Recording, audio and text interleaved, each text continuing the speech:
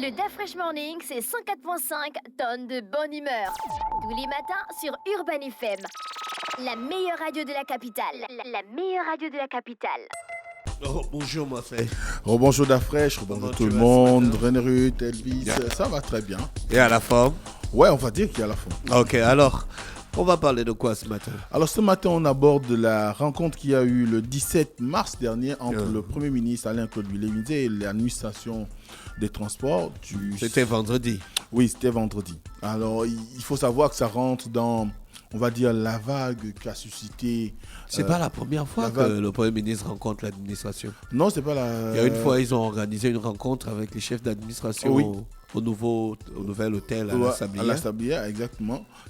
On n'a pas eu les échos de ce qui s'est dit là-bas. C'est bien sûr. On en avait parlé. On disait que c'était une rencontre qui avait pour ambition pour le chef du gouvernement de pouvoir partager sa vision de l'administration à tout ce qu'il y a comme ressources administratives, ce qu'on appelle généralement la haute administration. Et donc, là, il a rencontré rien que l'administration de la marine marchande. Exactement. Non, des transports.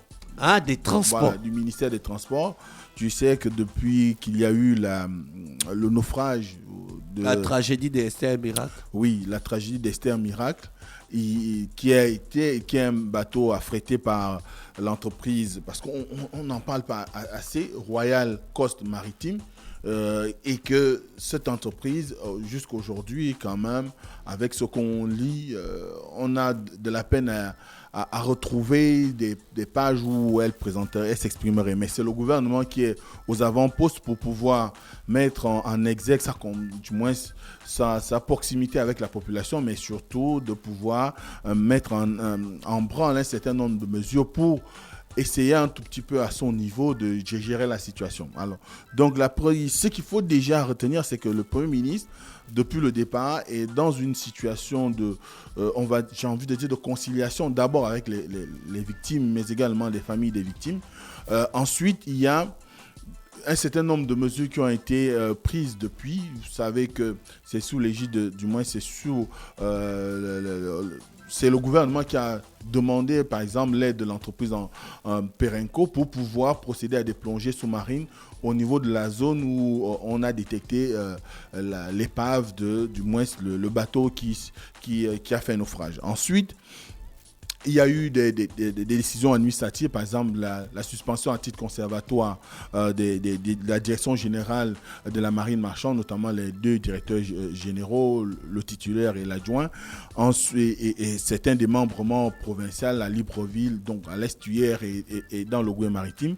Ensuite, vous avez la prise du décret d'institution de la journée nationale de deuil par le président de la République, le 13, et on a eu du 14 au 17 une journée nationale au 16, pardon, 14, 15, 16, ces 3 journées avaient été dédiées à la mémoire des victimes d'Esther Miracle, et que jusqu'aujourd'hui, les équipes de la marine sont véritablement engagées sur les opérations de recherche des rescapés ou encore des disparus.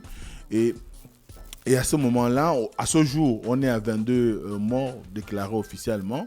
Et on a annoncé une information hier qui reste à confirmer ou à rendre officielle, qu'il y aurait le repêchage de 17 corps dans les eaux maritimes du Cameroun, et qu'il y aurait eu même une délégation gabonaise qui se serait déportée du côté du Cameroun pour aller procéder aux identifications.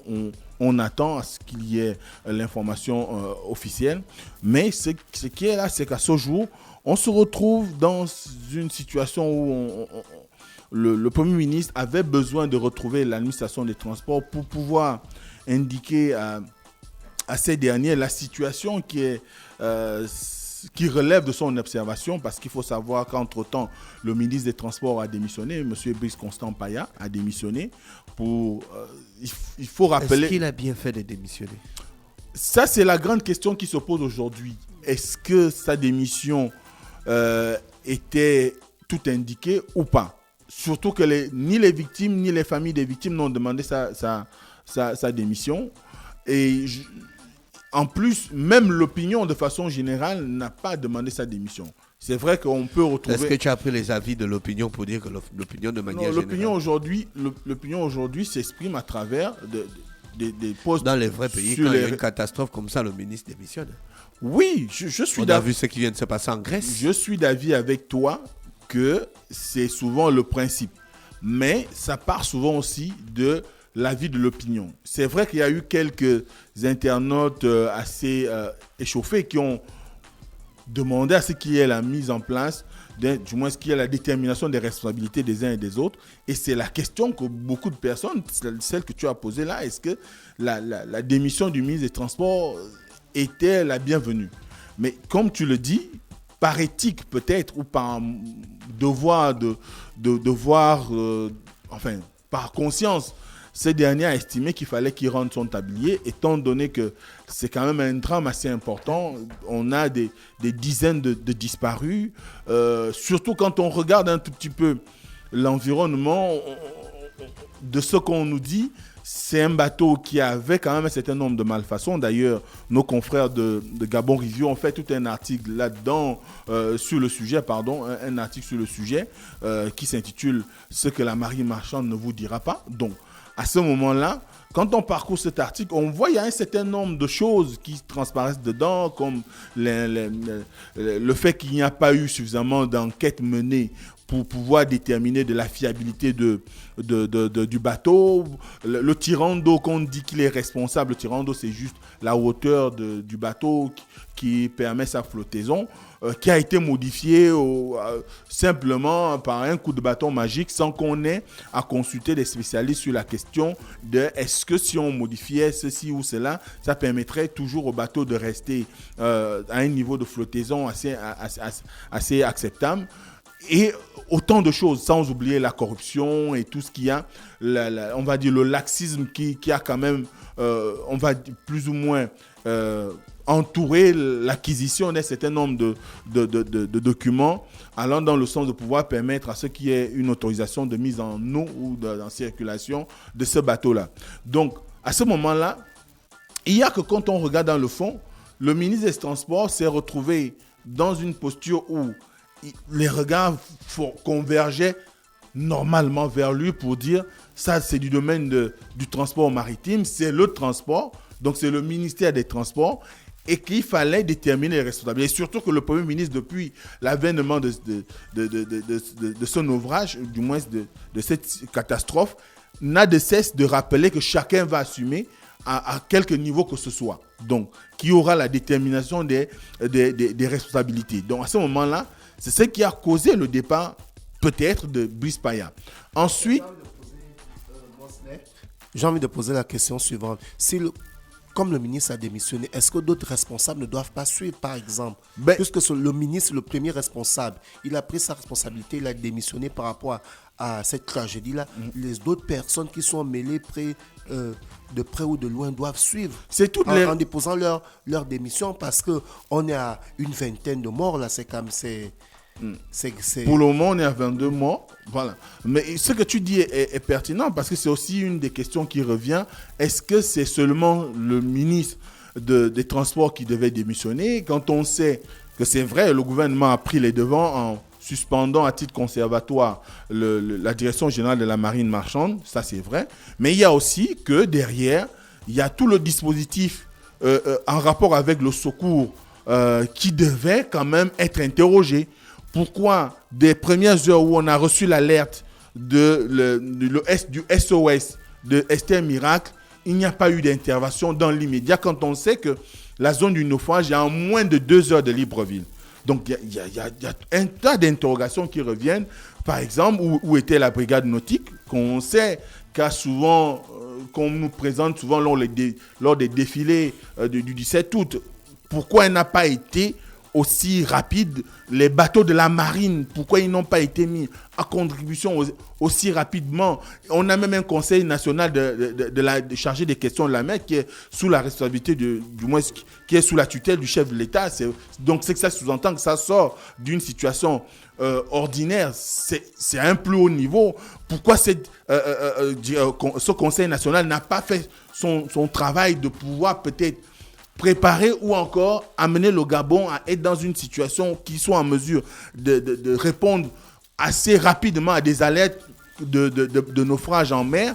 Pourquoi aujourd'hui il n'existe pas pas pourquoi. Est-ce qu'aujourd'hui il existe une véritable coordination entre les services de la marine nationale, les services de la brigade nautique de la gendarmerie, les services de l'ANPN, qui a aussi des moyens assez importants pour pouvoir combattre le braconnage dans les réserves maritimes du pays, ou la surveillance des réserves côtières et des zones sensibles sur le plan de l'écologie.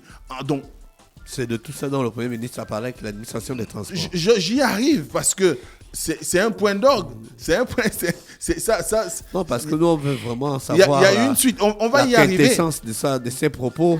Donc, avec toutes ces questions qui sont posées sur les responsabilités, ça répond toujours à la question de est-ce que la démission de Brice Paya était la bienvenue, mais c'est pour indiquer qu'il y a d'autres responsables il y a d'autres situations qu'on devrait interroger. Mosley, il y a quelques jours, il y a une information qui a circulé comme quoi il y a un bateau qui a refusé de secourir les naufragés. Aujourd'hui, sinon le 17 mars 2023, Média 241 a fait un article en disant Esther Miracle, le bateau qui a refusé de secourir les naufragés n'était pas chinois. Ensuite, il est dit, selon les nouvelles informations disponibles, il s'agirait plutôt d'un remorqueur propriété d'une société de prestation de services liée à l'OPRAG et le capitaine serait à l'heure actuelle entre les mains des autorités.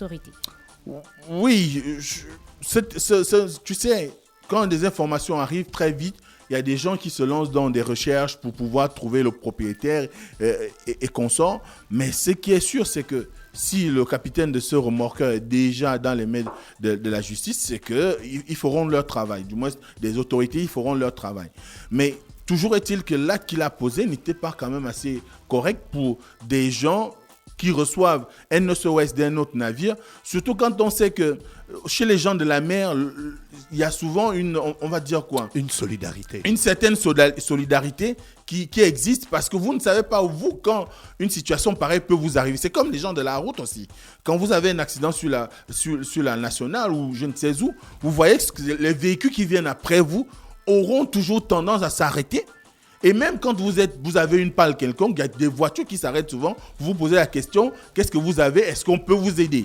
Tu vois ? Mais donc, le Premier ministre... Vous recevez un SOS, vous n'intervenez pas, c'est quand même un problème. Donc le Premier ministre, lui, il a reçu l'administration des transports pour pouvoir leur indiquer, j'ai envie de dire son mécontentement, par rapport à la situation qui règne aujourd'hui dans ce ministère, parce qu'il a quand même avancé des propos assez durs, qui allaient même dans le sens d'indiquer que le ministère des Transports est aujourd'hui l'antre de la corruption dans notre pays. Et à ce moment-là, il faut comprendre qu'aujourd'hui, il avait certainement besoin de rappeler aux uns aux autres l'éthique et la responsabilité qui est la leur, parce que c'est quand même au ministère des Transports qu'on délivre un certain nombre de documents qui permettent on va dire, aux entreprises, par exemple, de transport, de pouvoir, de moins travailler dans on va dire, le rapport à la personne ou bien encore le service à la personne, comme permettre à ce qu'il y ait des déplacements des gens d'OIM à Libreville ou de Makoko à Libreville ou de Port-Gentil à Libreville, simplement la délivrance des permis de conduire, par exemple, la délivrance des autorisations pour pouvoir utiliser les voies maritimes et fluviales, les contrôles qui doivent suivre par après, parce qu'il y a quand même un service de la marine marchande qui est détaché au ministère des Transports, qui a obligation de vérifier de la qualité des bateaux ou encore du matériel navigant pour permettre à ce qu'il y êt une certaine sécurité vis-à-vis des populations et même des marchandises. Donc, et même de l'équipage, parce que quand vous êtes responsable d'un bateau, vous vous assurez à ce que ce bateau-là puisse avoir le minimum en termes d'équipement de sécurité, qu'il soit en bon état et qu'il soit en mesure de pouvoir fonctionner normalement ou naviguer normalement et vous amener à bon port à chaque fois que vous le solliciterez. Mais quand il n'y a pas d'inspection et que chacun y va à sa volonté, eh bien, on arrive à des situations comme celle-là. Donc, le Premier ministre allait leur rappeler qu'il était de bonne loi que cessent des situations de négligence, parce qu'il a dénoncé le fait qu'il y ait trop de négligence, trop de compromission des passe-droits, des petits arrangements, et que finalement, le secteur des transports, qui est quand même au cœur même de l'économie, doit être un secteur où on rencontre des hommes d'une certaine probité et qui soient capables de pouvoir s'assurer de la sécurité des véhicules ou des moyens qui sont mis à disposition pour le transport des personnes et des biens. Or, ce n'est pas ce qu'on constate aujourd'hui.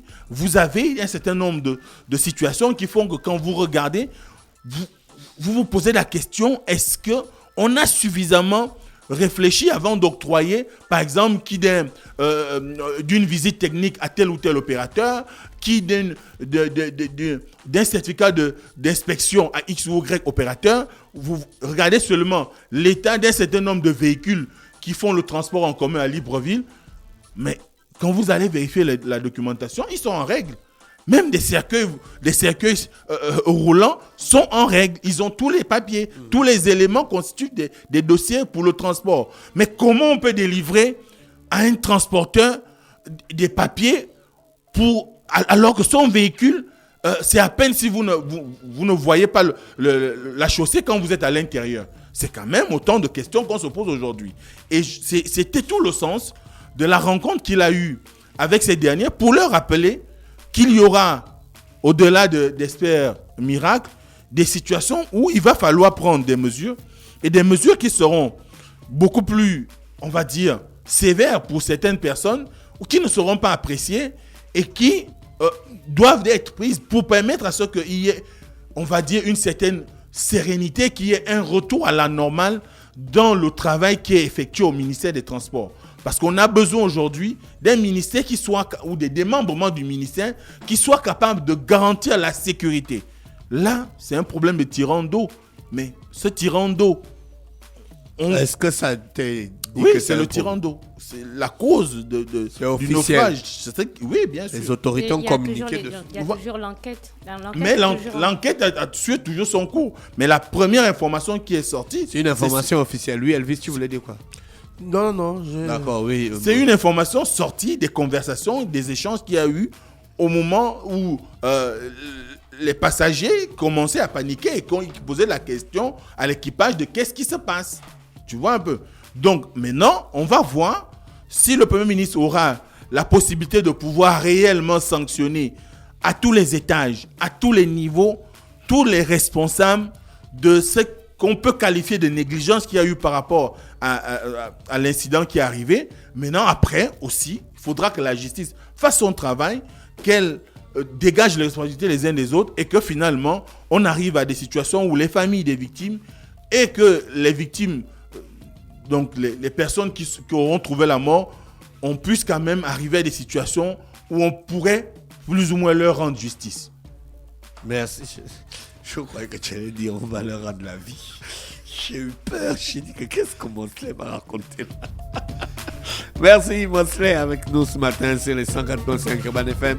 La station Urban, on se retrouve demain à 7h. Voici l'horoscope des auditeurs.